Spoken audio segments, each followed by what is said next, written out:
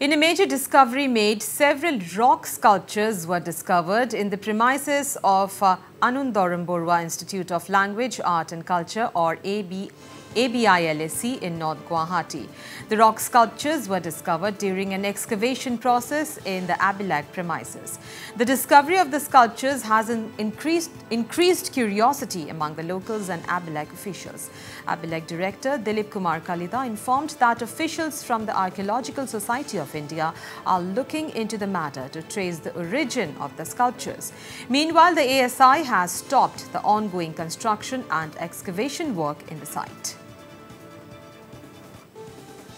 আজি ৰাতিপুৱা মই গম পালো যে ইয়াত হিল কিছুমান ওলাইছে আৰু হিল বিলাক যেহেতু ডাঙিব নোৱাৰে গতিকে জোৰে হিল ততে পৰি আছে আৰু দুই এটা ওচৰ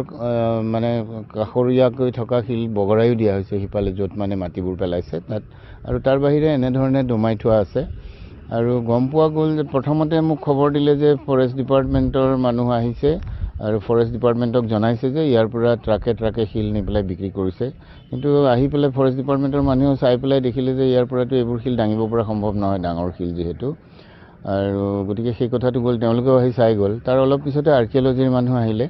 আৰ্কিঅলজিৰ তিনিগৰাকী এক্সপ্লোৰাৰ আহিছিলে তেওঁলোকে চাই পেলাই গুটেটো কি হয় সমাধান দিব পৰা নাই তেওঁলোকে কৈছে যে সিনিয়ৰ মানুহ আহিব লাগিব গতিকে তেওঁলোকৰ সিনিয়ৰ মানুহে আহি পেলাই চাই পেলাই এখিনি কি হয় নহয় এখিনি তেওঁলোকে নিৰ্ণয় কৰি দিব আৰু আমি তেতিয়ালৈকে আমাৰ এই কামটো বন্ধ ৰাখিছো